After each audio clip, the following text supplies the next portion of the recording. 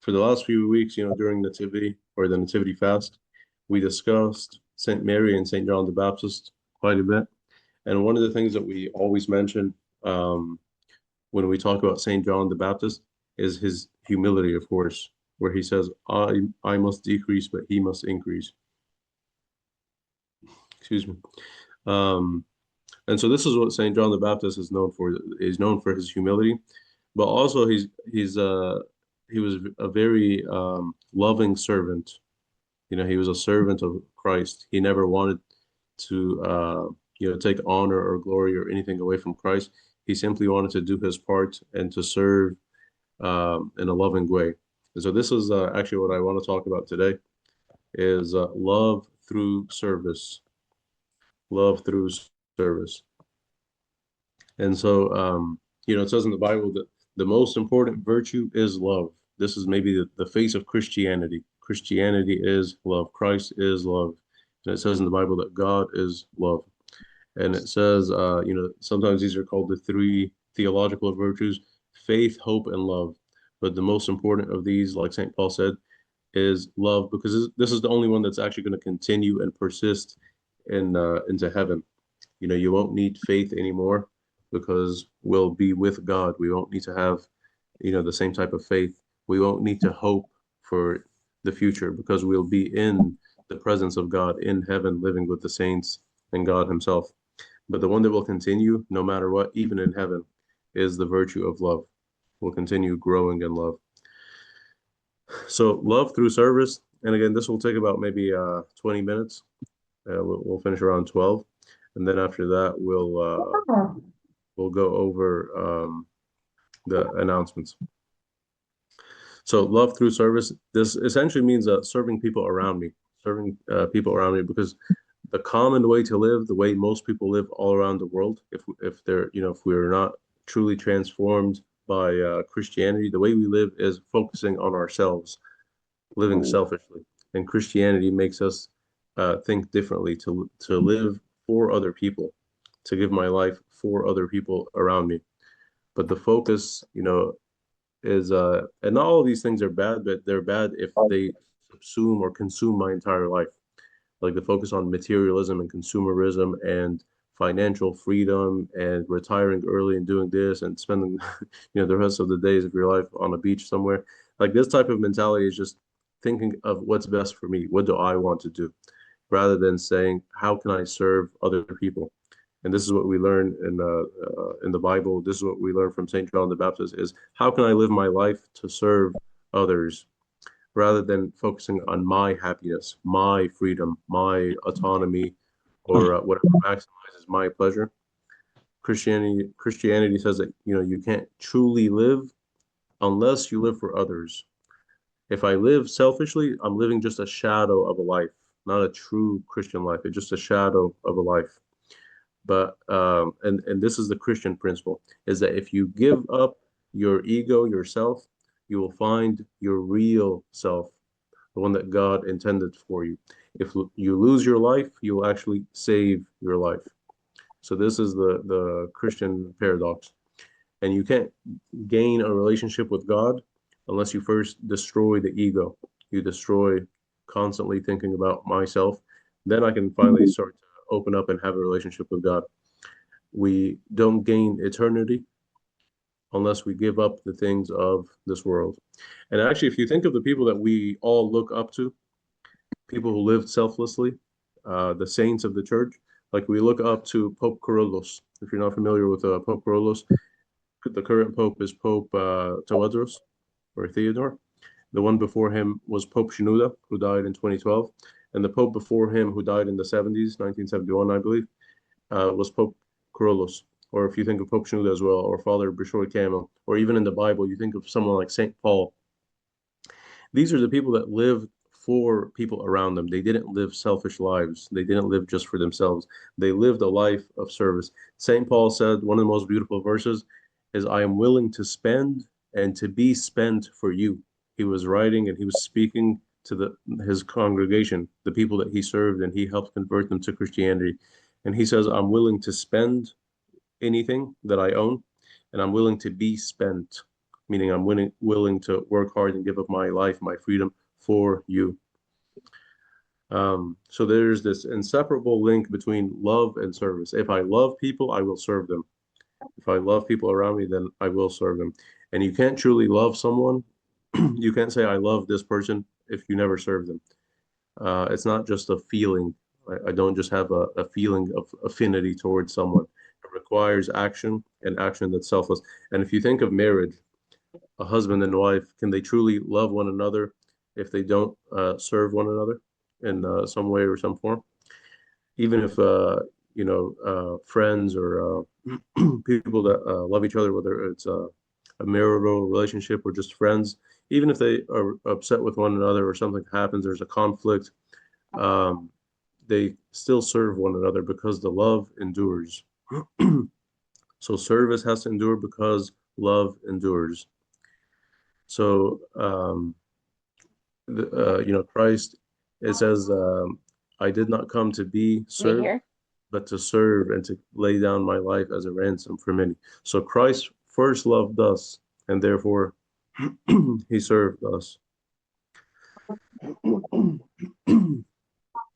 And so if you think of the best example of service that we have is Christ himself.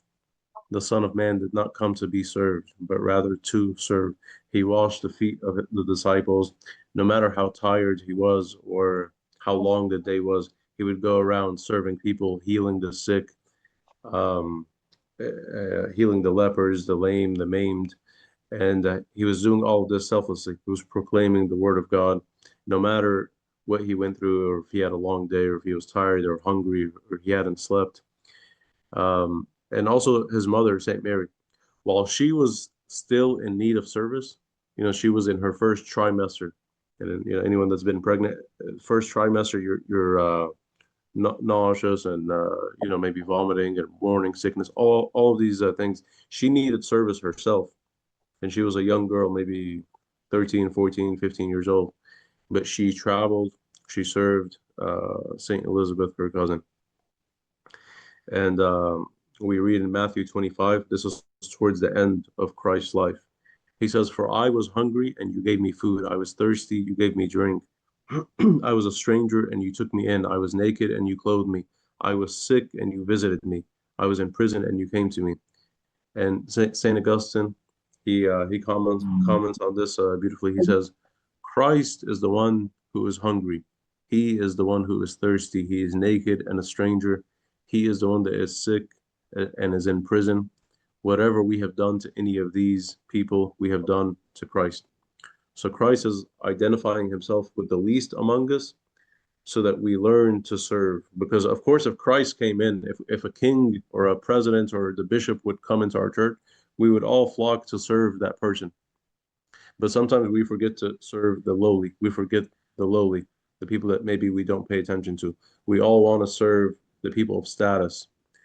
But Christ says, I identify myself with the weak, the poor, the sick, so that, of course, we want to serve Christ, and therefore we serve his people. We serve the poorest of the poor and the sickest of the sick and those in prison and the homeless.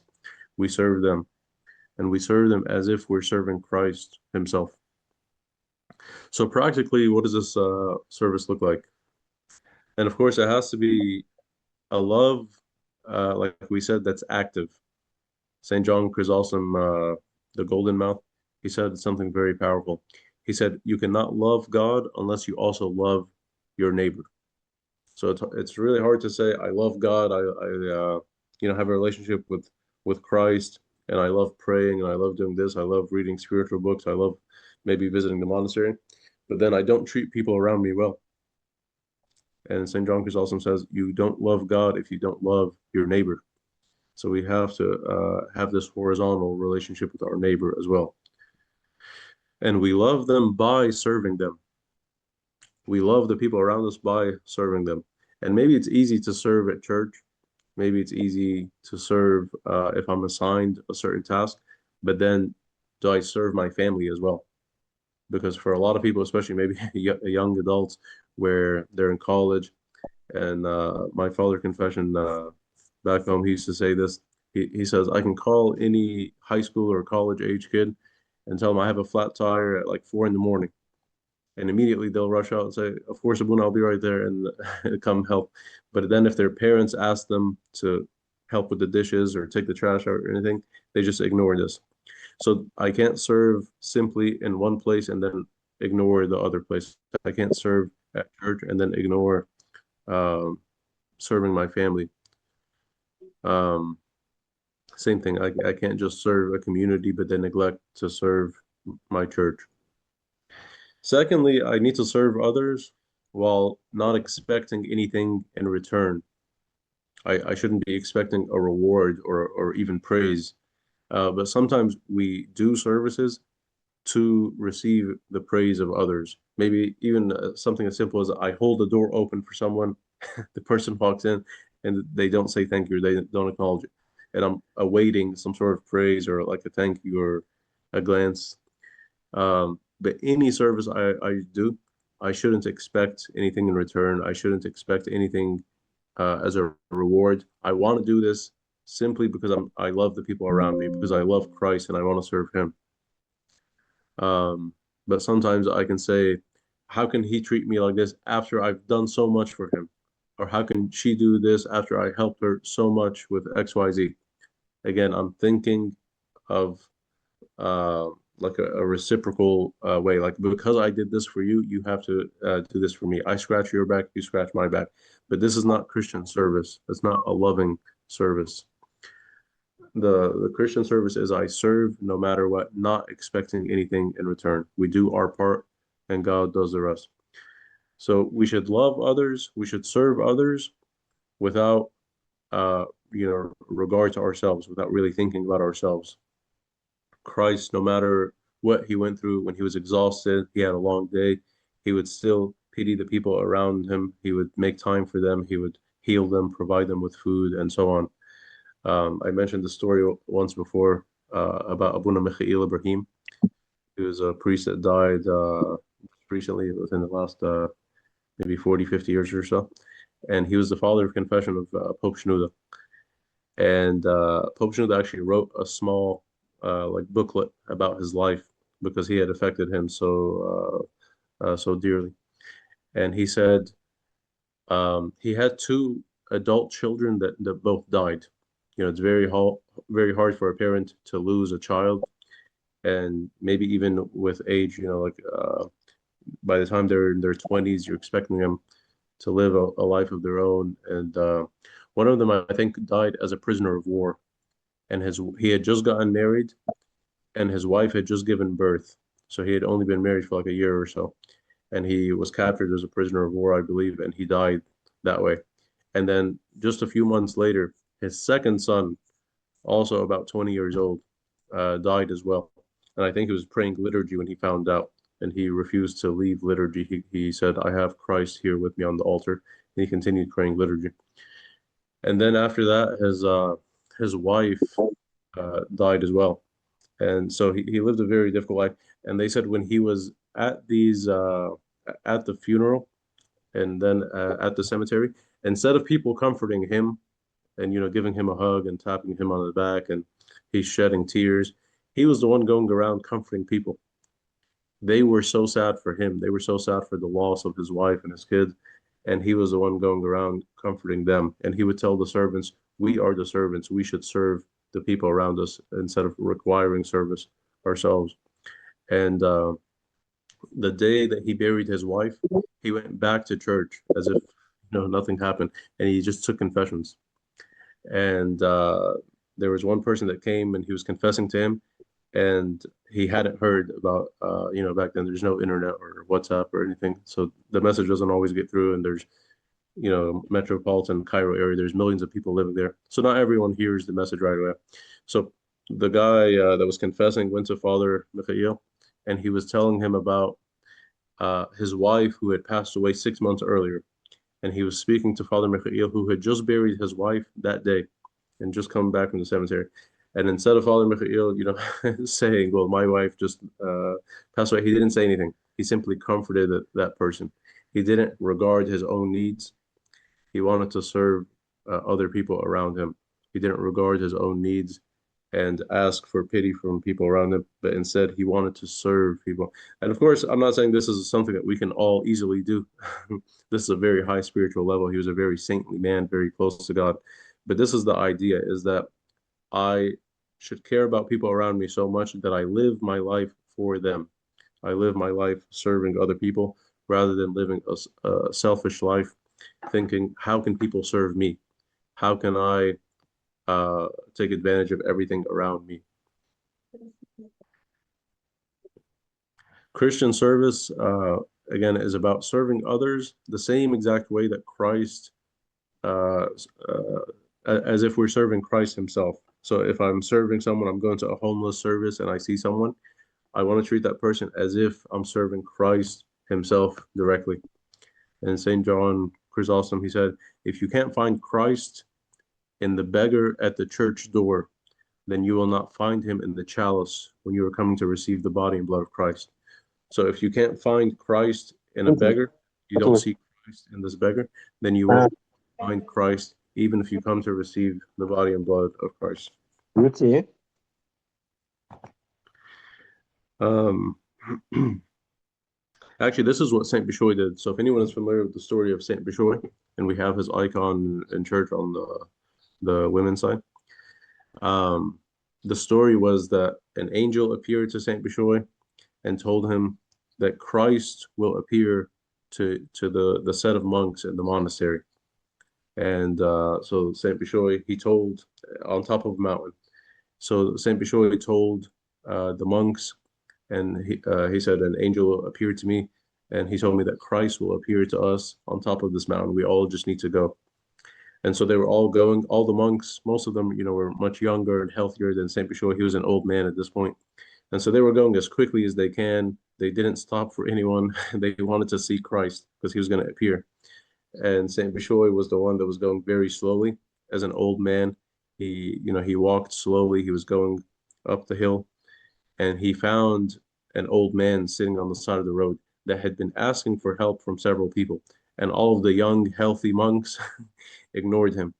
They could have easily taken him, maybe two, three people could have carried him, and they could have gone up the mountain. But because they were in such a hurry and they cared so much about seeing Christ, they ignored this old man.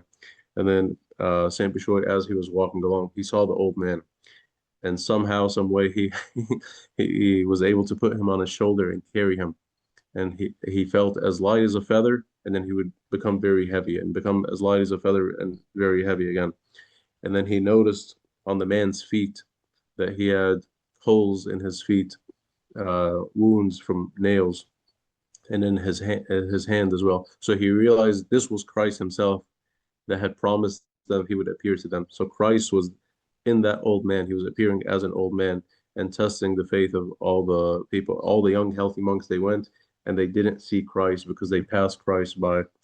And Saint Bishoy was the one that received the blessing of carrying Christ. And the other story where you see him washing the feet of Christ, because it was an old man that appeared again, and as he was washing his feet, he saw the nails, the holes from the nails again, and he realized he was washing the feet of Christ.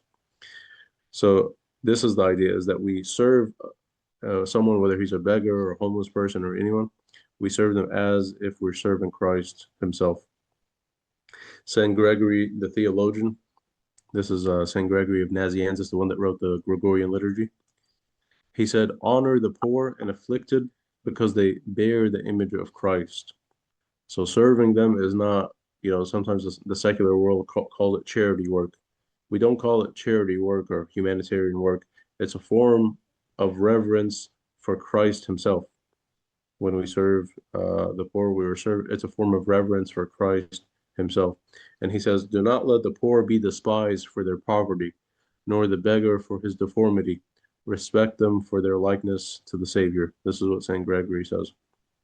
And again, it applies to my family, to people around me, my co-workers, anyone around me. I serve them as if I'm serving Christ himself. For our children, for our spouses, for our siblings, for our parents, our um, co-workers, co-servants, we treat them as if we're treating Christ himself.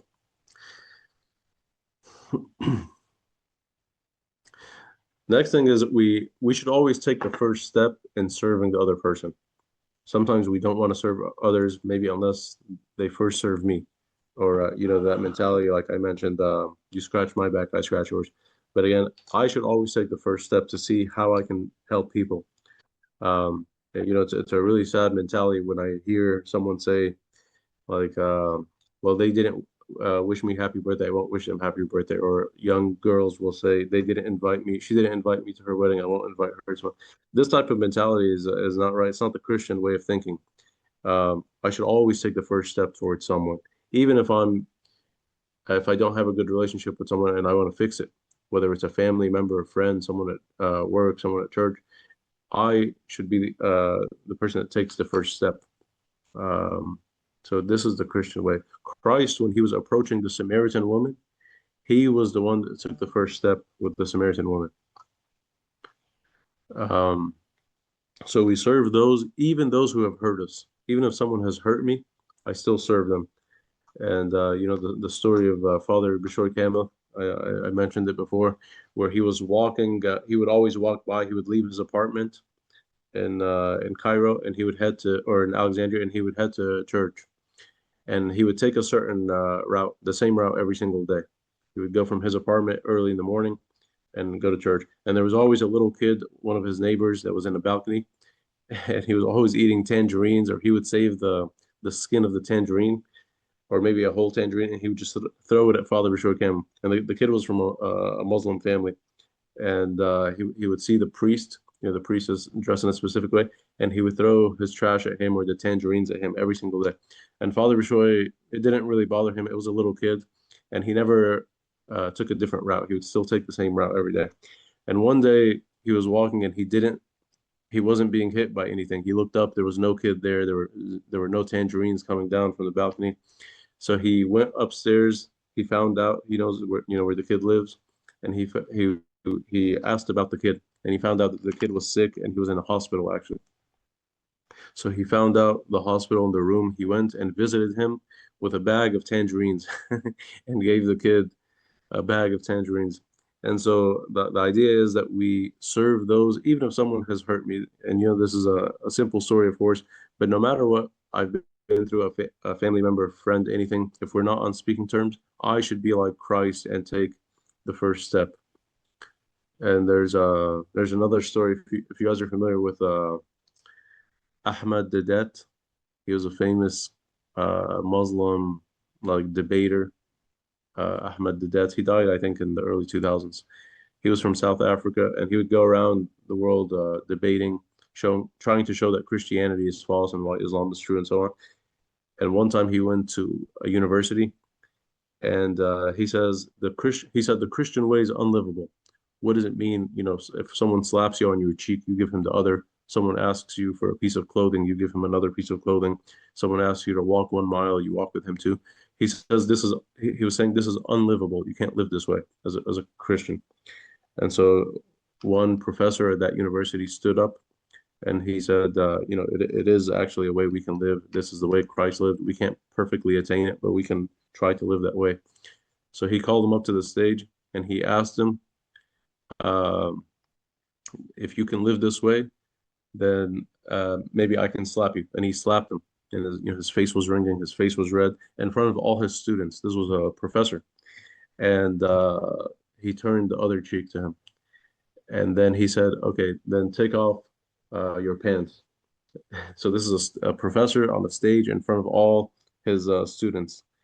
And that's what he did. He said, forgive me, all my students. He took off his pants and he walked off stage and got in his car. The next day, that professor, his office had a line of Muslim students apologizing for what Ahmed Dedat had done to him. This was about maybe 30 years ago.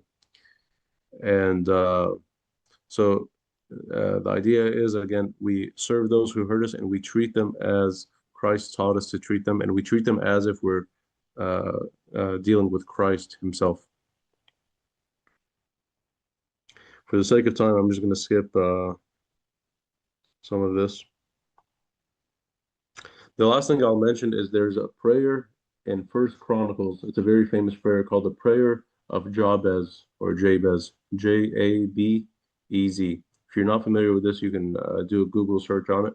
There's uh, there's entire books written on this prayer called the Prayer of Jabez, First Chronicles chapter 4 verse 10. So in the Old Testament, First Chronicles 4:10, and it says, "And Jabez called on the God of Israel, saying, Oh, that you would bless me indeed and enlarge my territory, that your hand would be with me, and that you would keep me from evil, that I may not cause pain." So God granted him what he requested. So the reason this prayer is famous, the prayer of Jabez, is because he says, Oh, that you would bless me, oh, that you would enlarge my territory. So this is a servant's heart to ask God to constantly enlarge his territory, to speak, to be able to speak to people, and no matter where you go the grocery store or to get a haircut or whatever it is, God enlarges your territory and your circle of the people that you interact with, and you're able to treat them like Christ, to show them the face or image and likeness of Christ. So this is a servant's heart. It's the attitude of a servant is um, I want to enlarge my territory so that I can serve more and more people. And we teach this to the pre-servants constantly. And is that the mentality of a servant is I don't deserve to serve, but I need to serve for my own good. So none of us deserve to serve, even cleaning the church. It seems like a very simple, lowly service, cleaning the church. But even that we don't deserve to do it. It's a grace and honor from God that He allows us to serve Him and to serve with Him. But I need to serve. It's something that even if I'm feeding the homeless or I'm visiting the sick, I'm not doing them a favor. I'm doing myself a favor because I'm the one that needs to serve. I need to do this to grow in Christ, to go to heaven, really. So the servant's attitude is, I don't deserve to serve, but I need to serve. So again, just to summarize, because it's already 12 o'clock, so we'll stop it here. We're commanded over and over again in the Bible to serve one another in love, love one another, care for one another, pray for one another. You see this over again in the Bible. Encourage one another, help one another, counsel and support one another. It's the Christian way. The Christian religion can be summarized with one word, which is love. And love means I serve other people around me. And glory be to God forever. Amen.